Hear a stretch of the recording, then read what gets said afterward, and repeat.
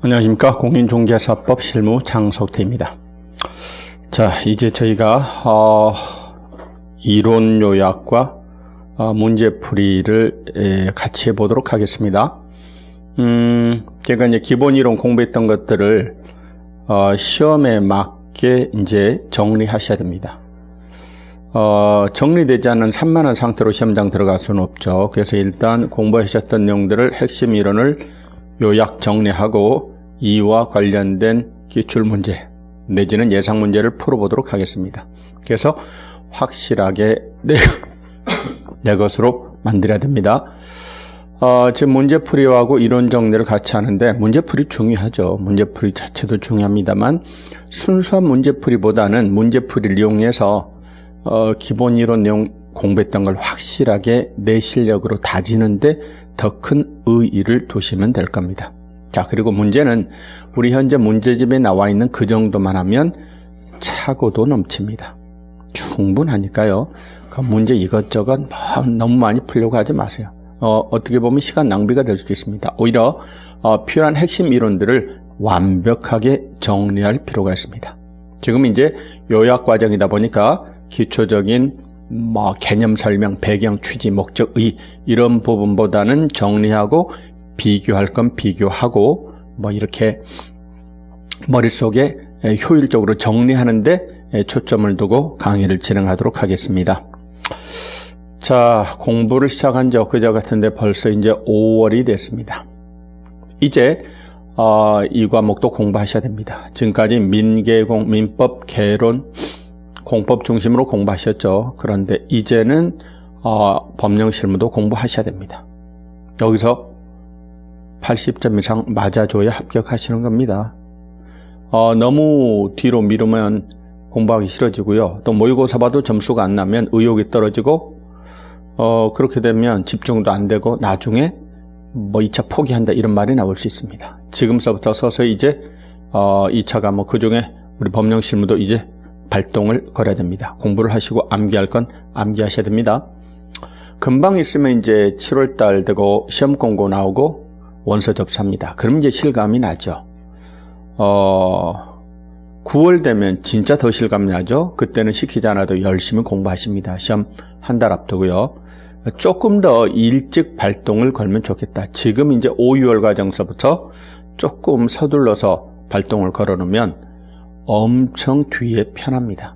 지금 해놓지 않으면 너무 힘들어져요. 지금 이제 발동을 걸어야 됩니다. 자, 그러면 요약집 정리를 가지고서 이론을 간단하게 정리하고 문제를 풀어보겠습니다. 요약집 4쪽입니다. 제1장 총칙입니다. 그 중에 1번 제도 및 법제의 변천이 있습니다. 이거는 우리 기본서 할 때도 거의 다루지 않았습니다. 이번에도 마찬가지입니다. 다루지 않을 겁니다. 왜냐하면 시험에 잘 나오지 않으니까. 그런데 왜 집어넣어놨느냐? 구색을 갖추려고 그냥 넣어놓은 겁니다. 자, 5쪽으로 바로 넘어가 보도록 하겠습니다. 5쪽에 가서 보면 법령의 구성이 있다. 법령, 규칙이 있죠. 뭐를 법으로 정하고 뭐를 시행령, 즉 대통령령으로 정하고 뭐를 시행규칙, 즉 국토교통부령으로 정하고 구분하실 필요는 전혀 없다. 그냥 내용만 파악하시면 된다. 다만 하나만 아시면 되겠다. 우리 시험에 나왔던 거고 알아두시면 좋은 게 업무정지하고 자격정지라는 처분을 공부한 적인데 그 업무정지, 자격정지의 상세 기준은 뭐로 정하냐면 국토교통부령으로 정합니다. 그 국토교통부령이 정하는 기준표에 맞춰서 때리시면 돼요. 6월의 범위 안에서 때리는데 그 기준표에 맞춰서 때리시는 겁니다.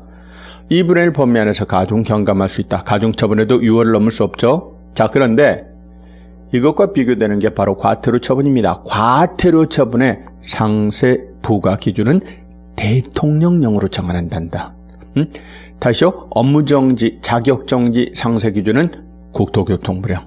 그런데 과태료 처분의 상세 기준은 대통령령으로 정합니다. 그거 하나만 주의하시기 바랍니다. 자, 가로 2번 이 법의 성격으로 갑니다. 바로 굵은 글씨만 정리하시죠. 우리 법은요, 당연합니다. 무슨 법이요? 부동산 중개 및 중개에 관한 기본법입니다. 중개를 알고 싶다. 중개업을 알고 싶다. 공인중개사 제도에 대해서 알고 싶다. 무슨 법? 공인중개사법 기본법입니다. 두 번째, 우리 법조문을 보면 공법과 사법이 서로 짬뽕되어서 조문을 구성하고 있습니다. 두 가지가 짬뽕된 혼합법, 중간법적 성격을 띱니다. 세 번째, 특정 분야에만, 중개업 분야에만 적용됩니다. 상대적으로 포괄적으로 적용되는 상법이나 민법과의 관계에 있어서는 특별법적 성격을 띠죠. 그렇습니다. 하나 더, 국내법입니다. 설마 국제법은 아니겠죠. 강남에 사무소를 둔 개공이 미국 비버리 힐스에 소지한 주택거래 중개합니다. 공인중개사법으로 규율하지 않습니다. 그런데 미국 사람이, 외국 사람이 우리나라 와서 중개업을 할 때는 그자도 우리 법에 적용을 받습니다. 증 따서 등록 받고 중개업을 하셔야 됩니다. 그렇죠? 현재 우리 법에서는 외국인을 차별하지 않습니다. 외국인, 개공, 소공, 보조원, 사원임원, 분사무소 책임자 얼마든지 될 수 있습니다. 이 법의 성격 다시 한 번만 정리해 봅시다. 첫 번째 기본법, 중간법, 특별법, 그리고 국내법입니다. 자, 이어서 3번 법 제정의 목적입니다. 각설하고요. 이거는 딱 두 줄밖에 안 됩니다. 엄청나게 다양한 말장난은 할 수 있습니다. 그냥 각설하고 딱 외우시면 돼요. 자, 뭐요? 공인중개사 업무에 관한 사항을 정하는 거예요. 정해서 전문성을 제고합니다. 전문성을 제고합니다. 특히 부동산 중개업이에요. 부동산업 아닙니다. 부동산 중개업을 건전하게 육성을 하는 겁니다. 그래서 어마어마하죠. 국민경제 이바지함의 그 목적이 있다. 다시요. 공인중개사 업무에 관한 사항을 정하는 거예요. 그래서 전문성을 제고하는 겁니다. 부동산 중개업을 건전하게 육성해서 국민경제 이바지합니다.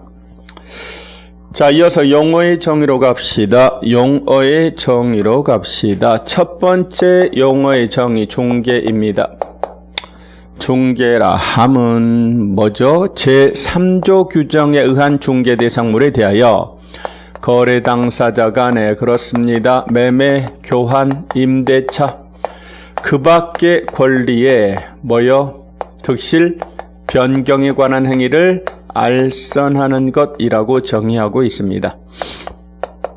자, 이미 개념이야 다 알고 계시니까 정리만 해보도록 하겠습니다. 자, 먼저 제3조 규정에 의한 중개 대상물이어야 됩니다. 3조에는 5가지가 있죠. 토, 건, 입, 공광, 토지, 건축물 그 밖에 토지정, 작물, 임목공장, 광업재단 요 5가지를 대상물로 합니다. 5가지에 속하지 않습니다. 자동차, 자전거, 오토바이, 건설기계는 이거를 대상으로 했다 중개라고 하지 않습니다. 거래 당사자 간에 권리를 이전하려는 A, 취득하려는 B, 그들 간에 매매계약이, 교환계약이, 임대차계약이 체결되도록 알선하는 것, 두루두루 힘을 써주고 도와주는 것, 그렇습니다.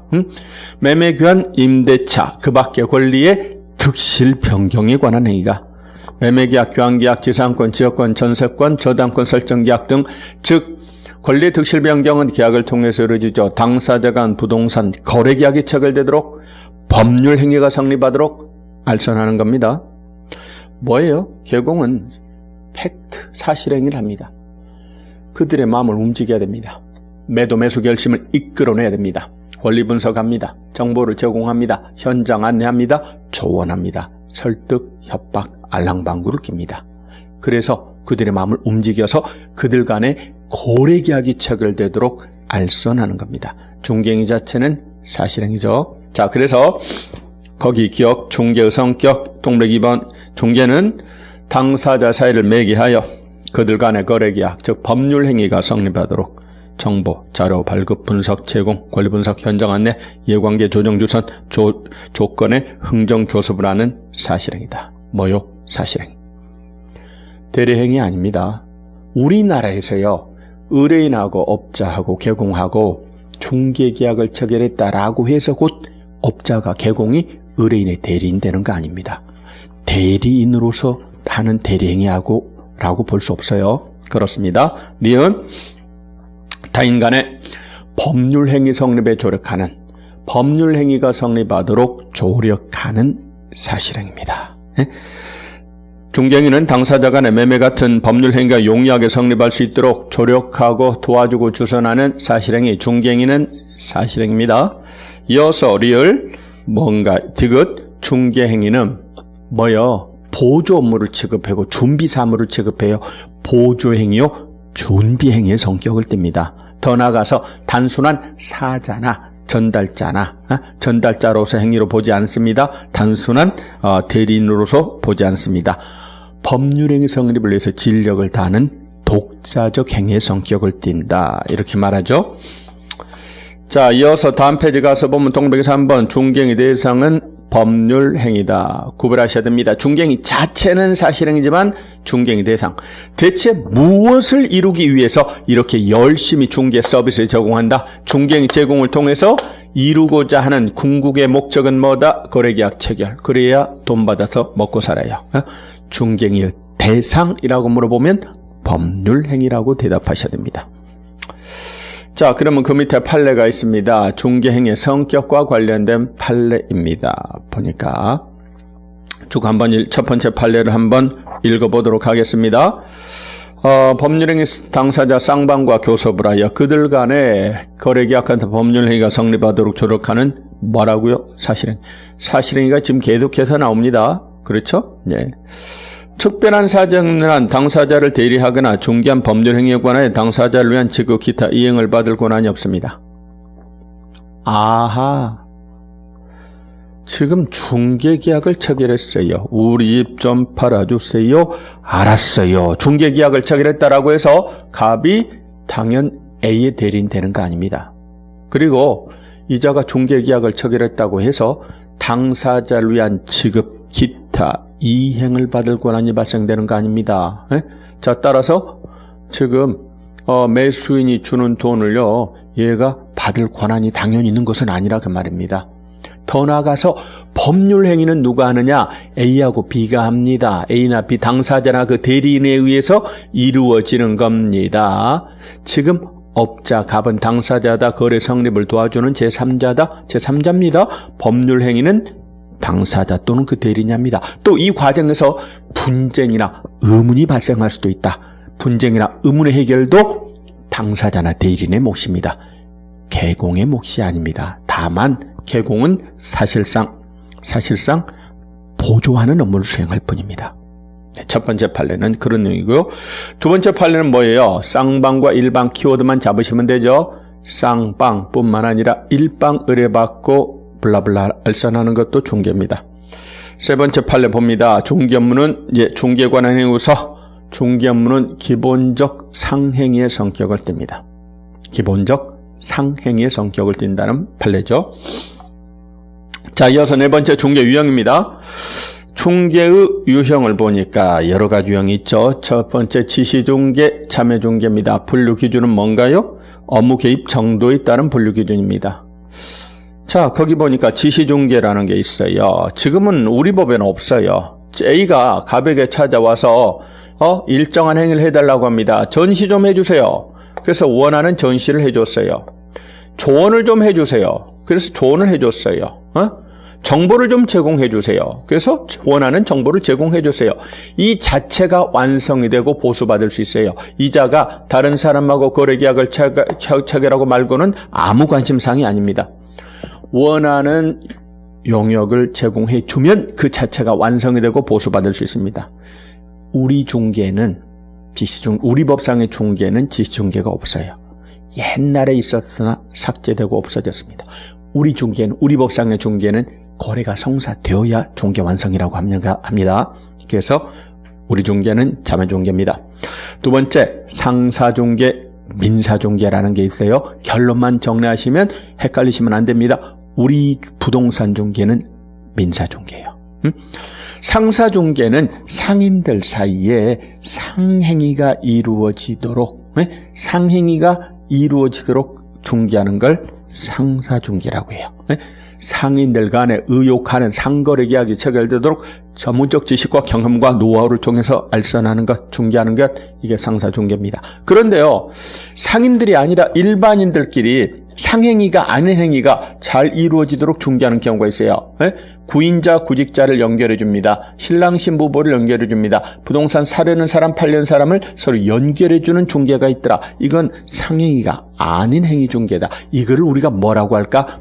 민사중개라고 하자. 그래서 우리 부동산 중개는 혼인중개, 직업중개와 더불어 대표적인 민사중개에 속합니다. 민사중개 계약이고 부동산 중개는 민사중개입니다. 당연히 부동산 중개에 대해서는 우리 법 공인중개사법의 적용을 받습니다. 다만 우리 법에 없는 내용은 민법이나 상법의 도움을 받으실 수 있습니다. 판례는 우리 법하고는 입장이 좀 다르죠. 우리 법에서는 개공을 전문 직업인이라고 합니다. 근데 판례는 상인으로 봐요. 지금 이자가 부동산 중개, 민사 중개를 업으로 합니다.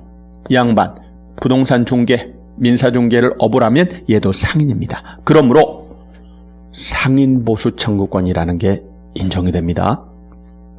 이어서 국내 중개, 국제 중개 중에는 당연히 어디에 속할까요? 국내 중개겠죠? 그 다음에 공인 중개, 사중개. 대한민국에서 중개를 업으로 하려면 등록 바꿔야 돼요. 공인 중개입니다. 단독 공동 중개 다 가능하겠죠? 일방 쌍방 모두 다 가능합니다. 7쪽으로 갑니다. 다른 개념과의 구별로 갑니다. 타 개념과의 구별이라고 되어 있습니다. 자, 여기서는 보니까 다른 개념과 구별입니다. 시험에 그렇게 자주 나오진 않죠. 가장 자주 나오는 두 가지만 한번 확인해 봅시다. 첫 번째, 위임과 중개입니다. 부동산 중개 계약은 민법에 있는 그 14개 전형계약 그 어디에도 속하지 않는 나름대로 독특한 비전형계약입니다. 그런데요, 전형계약 중에서는 어디에 제일 가깝느냐? 옛날에는 도급과 유사하다 그랬는데 지금은 중개와 제일 유사하다고 그래요. 위임과 제일 유사하다고 그래요. 부동산 중개계약에 대해서 판례와 학설은 일종의 위임계약으로 봅니다. 자, 그 위임계약에서 위임인은요, 선량한 관리자의 주 의무를 부담하거든요. 우리 중개에 있어서 중개업자 개공도 선량한 관리자의 주 의무를 부담한다는 점이 공통점이에요. 자, 그런데 위임은 기본적으로 일방이 상대방을 믿고 사무처리를 부탁하는 거예요. 기본적으로 신뢰관계에 있어요. 그런데 우리 중개는 반드시 신뢰관계에 기초하진 않아요. 그리고 참고로 위임은 로마법에서는 뭐한데 별말 없으면 무상의 원칙이에요. 근데 우리 중개는 유상을 원칙으로 합니다. 그런 점이 차이점. 그 다음에 도급과 중개만 비교해 봅시다. 공통점은요, 일의 완성이 있으면 보수가 지급이 되는 거예요. 자, 그런데 도급이라고 하는 것은 일방이 일의 완성을 약속을 합니다. 상대방은 그 일의 결과를 보고 보수를 주겠다고 약속함으로써 성립하는 계약이에요. 그래서 이 사람은 완성을 약속했으니까 완성의 의무가 있어요. 그러나 우리 업자는 완성의 의무가 있는 것은 아니에요. 자, 그리고 도급은 돈을 주긴 한데 결과를 보고 돈을 주는 거니까 결과에 문제가 있으면 담보 책임을 물을 수 있어요. 그런데 우리 중개는요, 일단 성사시켜줬으면 보수는 줘야 돼요. 그러나 엉터리진 경우로 손해가 발생하면 그 부분은 손해배상 청구를 따로 하시면 되는 겁니다. 담보 책임 문제가 중개에서는 발생하지 않습니다. 자, 그 밑에 그러면 개공, 의뢰인, 중개 대상물 이렇게 세 가지를 뭐라고 하냐면 중개의 3요소라고 합니다. 개공과 의뢰인과 중개 대상물 이렇게를 중개의 3요소라고 합니다. 오케이. 자, 이어서 두 번째 용어의 정의 중개업으로 넘어가 보도록 하겠습니다. 두 번째 용어의 정의 중개업입니다. 중개업은 세 글자입니다. 필요한 요소 세 가지입니다. 을에 의하여 보수를 받고 중개를 업으로 합니다. 저희가 그간에 수업하다가 기본 이론 과정 등 공부할 때 앞 글자 따가지고 또는 이렇게 중간 글자 따가지고 정리하곤 했습니다. 그거를 참고하시라고 저희가 주요 암기상 정리를 해서 올려놓을 겁니다. 그러니까 공부하실 때 그거 암기상 정리표를 잘 활용하시기 바랍니다. 중개업은 의보업이다. 의보업이다. 뭔가요? 다른 사람의 을에 의하여 일정한 보수를 받고 중개를 업으로 하는 겁니다. 중개업은 뭐다? 의보업이다. 중개업은요, 의보업이다. 이렇게 정리합시다. 다른 사람의 의뢰에 의하여 일정한 보수받고 중개를 업으로 하셔야만 합니다. 그렇습니다. 다른 사람의 의뢰가 있을 것, 그 말은 중개계약 체결이 있을 것. 두 번째, 일정한 보수를 받으셔야 돼요. 돈 받고 해야 중개업이에요. 돈 안 받으면 중개업 안 해요. 그런데 중개는요, 꼭 돈 받고 해야만 중개가 되는 건 아니에요. 돈 안 받고 득실 변경 알선하는 것도 중개입니다. 돈 안 받고 중개했다고 해서 그걸 부당한 중개라고 말할 수는 없어요. 예? 근데 돈을 안 받으면 중개업은 아닙니다. 이어서 중개를 업으로 한다라는 말이 있죠. 중개를 업으로 한다. 업으로 한다는 말을 쓸 때는 보통 세 가지 요건을 갖춰야 됩니다. 영리를 목적으로 하셔야 될 것, 불특정 다수를 대상으로 하셔야 될 것, 계속성, 반복성이 있을 것. 따라서 반대 개념들만 영리를 목적으로 하지 않습니다. 뭐죠? 무상으로 합니다. 취미삼아 봉사활동을 합니다. 업이라고 하지 않습니다. 불특정 다수를 대상으로 하셔야 됩니다. 특정인만을 대상으로 합니다. 업이라고 하지 않습니다. 근데 주의하실 게 의보업을 갖췄다면 특정 분야, 특정 물건만을 대상으로 했어요.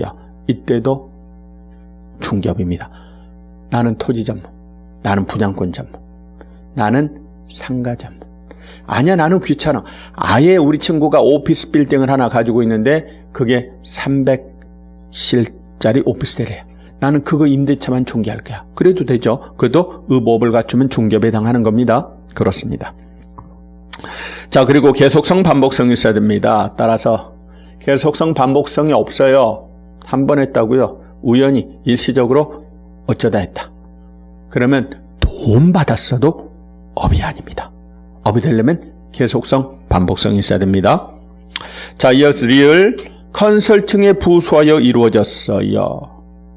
컨설팅의 부수에서 이루어졌어도 중개업 요소 세 가지 갖췄으면 중개업에 해당합니다.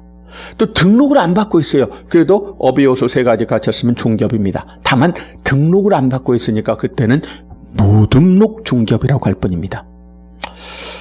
자, 이어서 미음은 읽어보시고 비읍 우연한 기회 친구들부터 그리고 중개를 딱 한 번 했습니다. 어쩌다 한 번 했어요. 그럴 수 있어요. 한 번은 업이 아니죠. 그러나 그것도 중개행위는 중개행위에 해당하는 겁니다. 오케이, 다음 페이지 넘기시고. 자, 그럼 관련된 판례가 있습니다. 관련된 판례가 있습니다. 시험에 몇 번 나왔던 판례니까 쭉 한번 읽어봅시다. 알선 중개를 업으로 한 다음에 의미는 반복 계속해서 영업으로 알선 중개하는 걸 의미합니다. 업으로 했는 여부는 반복 계속성, 영업성, 유무, 목적, 규모, 해수, 기간, 태양 등 여러 사정을 종합적으로 고려하여 사회 통념에 따라 판단합니다. 그렇습니다. 매매 몇 번 했다. 매매업인가? 임대 몇 번 했다. 임대업인가? 중개 몇 번 했다. 중개업인가? 획일적인 판단 기준은 없죠. 사회 통념에 따라 판단하셔야 됩니다. 이어서 밑줄 우연한 기회 단 한 번 건물 전세 중개하고 돈 받았다. 돈 받았다. 근데 우연히 단 한 번이에요. 업으로 한 것이라 볼 수 없죠. 자, 두 번째 판례 봅니다. 다른 사람의 의뢰에 의하여 일정한 보수를 받고 보수 중개를 업으로 했어요. 저당권 설정 알선을 업을 했다. 의보업을 갖췄어요. 의보업을 갖췄으면 그 행위가 돈을 빌려주고 빌려받는 금전 소비대체 알선의 부수에서 돈 빌려준 쪽에서는 저당권 설정하려고 하겠죠. 금전 소비대체 부수에서 저당권 설정 알선을 업을 했어도 중개업에 해당합니다. 이어서 세 번째 판례 봅시다. 아까 돈을 받아야 된다고 그랬죠? 그런데 슈퍼마켓 하는 김씨가 중개를 했다. 근데 돈을 받은 게 아니라 받기로 약속 요구만 한 상태다. 그건 중개업 아니에요. 받아야 중개업이에요. 약속 요구만 한 건 중개업 아니고 그 양반 무등록 중개업 아니다. 그러면 처벌할 수 없다. 더 나아가서 우리 법 어디에도 약속 요구하기만 하면 처벌합니다. 이런 말 없다. 우리 법 위반죄로 처벌할 수 없다는 판례입니다. 네 번째 판례는 뭐예요? 자격이 없는 자가 우연한 기회에 단 한 번 거래 중개를 했습니다. 일반인 김씨가 우연히 딱 한 번 중개를 했어요. 딱 한 번 중개를 했어요. 그런데 고맙다고 돈을 준대요. 근데 원래 법정된 중개보수가 300인데 500 준대요. 그 500 준다는 약정이 무효냐 여부예요. 만약에 그자가 중개업자라면, 개업공인 중개사라면 약정된 법정된 보수보다 초과해서 지급하기로 한 약정, 초과 부분 약정이 무효입니다. 그런데 업으로 하는 자가 아닌 일반인께서 그자하고 수고했다고 얼마 주기로 했다. 그 약정은 유효예요. 유효입니다. 500만 원 주기로 한 약정요. 그런데 지나치게 과다합니다. 그렇다면 신의성실 형평원칙에 따라 감액을 할 수는 있지만 본질적으로는 뭐다? 유효입니다. 자, 이어서 용어의 정의 세 번째, 개업공인중개사로 갑니다. 개업공인중개사는요, 옛날에 중개업자라고 불렀어요. 근데 지금 중개업자라는 말을 안 쓰고 개업공인중개사라고 합니다. 이 개업공인중개사라는 그냥 단순 무식하게 생각해서 무슨 개업한 공인중개사다 이렇게 접근하지 마시고 등록을 한 자 이렇게 가세요. 네? 개업, 공인중개사 이런 단어에 너무 헷갈리시면 안 됩니다. 개공은 그냥 이 법에 따른 중개사무소 켓을 등록을 한 자, 옛날 중개업자를 지칭하는 말이에요. 중개업자, 개공의 종류에는 세 가지가 있습니다. 자, 지금 등록을 한 자예요. 신청한 자, 등록금 교부받은 자, 중개업을 용의하는 자 이렇게 말하면 다 틀려요. 이 법에 따른 중개사무소 켓을 등록을 한 자라고 해야 되지 등록을 한 공인중개사 이렇게 말하는 것도 적절하지 않습니다. 이 법에 따른 중개사무소 켓을 등록을 한 자. 현재 아시는 것처럼 종별에는 몇 가지가 있다? 세 가지가 있다. 첫 번째는 무슨 종별이 있다? 공인중개사인 개업공인중개사가 있죠. 굳이 정의하자면 공인중개사로서 중개사무소 켓을 등록을 한 자입니다. 또 누가 있나요? 법인인 개공 있죠. 법인으로서 중개사무소 켓을 등록을 한 자 이렇게 이해하시면 돼요. 그 다음에 부칙 6조 2항의 개공이 있습니다. 옛날 중개인이라고 불렀습니다. 옛날 복덕방 할아버지들입니다. 증도 없으면서 업을 하실 수 있는 분들, 기득권 보호 차원에서 계속 업을 할 수 있도록 배려받은 자들입니다. 즉 법인도 공인중개사도 아닌 자입니다만 등록을 받은 것으로 간주돼서 업을 할 수 있는 자, 이분들을 중개인, 부칙 6조 2항의 개공이라고 부릅니다. 세 가지 종별이 있습니다. 자, 이어서 공인중개사는 뭡니까? 말 그대로입니다. 자격을 취득한 자. 공인중개사는 뭐예요? 자격을 취득한 자. 여기에 초점을 맞춰야 됩니다. 자격을 취득해서 취직한 자, 자격을 취득해서 등록한 자, 그러면 전혀 다른 말이 돼버립니다. 자격을 취득한 자. 자, 이어서 중개보존으로 갑니다. 중개보존은 운명처럼 무슨 말을 붙입니까? 공인중개사가 아닌 자로서 이 말을 붙입니다. 아닌 자로서 개공에 소속되어 현장한 내 일반 사무 등 개공의 중개와 관련된 단순한 업무를 보조하는 자. 얘는 보조만 하죠. 영위하지 않습니다. 보조만 합니다. 수행하거나 영위하는 자 이렇게 말하면 틀려요. 이어서 소속공인중개사로 갑니다. 말 그대로입니다. 소속된 공인중개사입니다. 줄여서 소공이라고 합시다. 소속된 공인중개사로서 얘는 둘 다 나와야 돼요. 수행하거나 보조하는 자. 수행하거나 보조하는 자입니다. 수행, 보조 두 개 다 할 수 있어요. 하나만 나오면 안 돼요. 단 가로 열고 뭐라고 돼 있나요? 중개법인에 무한책임사원 임원으로서 공인중개사인 자, 그자도 소공에 포함합니다. 즉 증 가지고 일을 하면 법인의 무한책임사원 임원으로 일을 한 그자도 소공에 들어가고 고용인으로 일을 한 자도 소공의 범위에 들어가는 겁니다. 지금요 제가 증을 따가지고 공인중개사인 개공 밑에 취직했다, 부칙 6조 2항의 개공 밑에 취직했다, 또는 법인인 개공 밑에 취직을 했습니다. 전부 다 소공이라고 부릅니다. 또 제가 법인의 무한책임사원 임원으로 근무하고 있다. 얘도 소공입니다. 똑같습니다. 둘 다 소공이 되려면 실무교육 받으셔야 되고 결격사유 해당하시면 안 되고 인장 등록해야 되고 주요한 중개행위 할 수 있고 중개행했으면 거래계약서 등의 서명 및 날인해야 되고 똑같습니다. 다만 이제 차이가 나는 점 하나는 뭐죠? 고용인인 소공이 결격사유에 빠졌다. 2달 이내 해소해라. 해소 안 하면 회사나 사장님은 업무 정지예요. 그런데 무한책임사원 임원인 소공이 결격사유에 빠졌다. 2달 이내 사유를 해소해라. 해소 안 하면 그 법인의 등록을 취소한다는 점이 차이점입니다. 그 점 주의하시면 됩니다. 자, 용어의 정의 공부해봤습니다. 첫 번째 중개람은 다시 한번 제3조 규정에 의한 중개 대상물에 대하여 거래 당사자 간의 매매 교환 임대차 그 밖의 권리의 득실 변경에 관한 행위를 알선하는 것. 중개업은 의보업, 다른 사람의 의뢰에 의하여 일정한 보수받고 중개업으로 하는 것. 개업공인중개사는 이 법에 따른 중개사무소 켓을 등록을 한 자. 등록을 한 자. 그리고 그냥 공인중개사는 이 법에 따른 공인중개사 자격을 취득한 자. 중개보조는 공인중개사가 아닌 자로서 개공에 소속되어 현장 안내 일반 사무 등 개공의 중개업과 관련된 단순한 업무를 보조하는 자. 소속 공인중개사는 소속된 공인중개사로서 중개업을 수행하거나 보조하는 자. 가로 열고 법인의 사원임원으로서 공인중개사인 자, 그 자도 포함합니다. 자, 그러면 용어의 정의와 관련된 요약을 해봤습니다. 그러면 이어서 관련된 문제를 좀 풀어보도록 하겠습니다.